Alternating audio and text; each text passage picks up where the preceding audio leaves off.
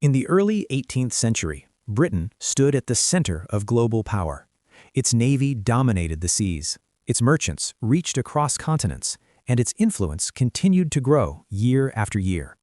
But beneath this image of strength, Britain faced a quiet and dangerous problem. The nation was drowning in debt. Years of costly wars had drained the treasury, and the government owed enormous sums of money to investors, institutions, and wealthy individuals. Interest payments piled up, confidence began to weaken, and officials searched desperately for a solution that would not require higher taxes or political sacrifice. Then, a company appeared with a promise so elegant, so optimistic, that it seemed almost miraculous.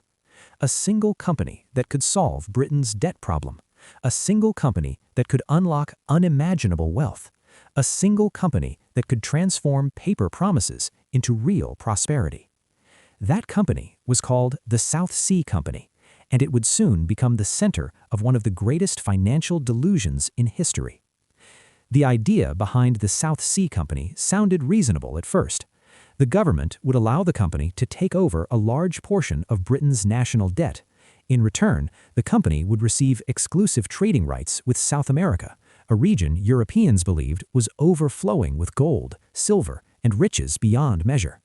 To many, it sounded like a perfect exchange. The government reduced its debt burden, investors gained access to exotic trade, and the economy appeared to gain momentum without pain. There was only one problem. Britain was not truly allowed to trade freely in South America. Spain controlled most of the region, and Spain had little interest in opening its ports to British merchants. Political tensions, territorial disputes, and long-standing rivalries made large-scale trade nearly impossible. But this inconvenient truth was rarely discussed. Instead, attention shifted away from reality and toward imagination. Maps of distant coasts circulated. Rumors of untapped resources spread through coffeehouses, and investors began to picture ships returning home heavy with treasure. The South Sea Company did not need to trade successfully. It only needed people to believe that it would. Government bondholders were soon offered a tempting choice. They could keep their low-yield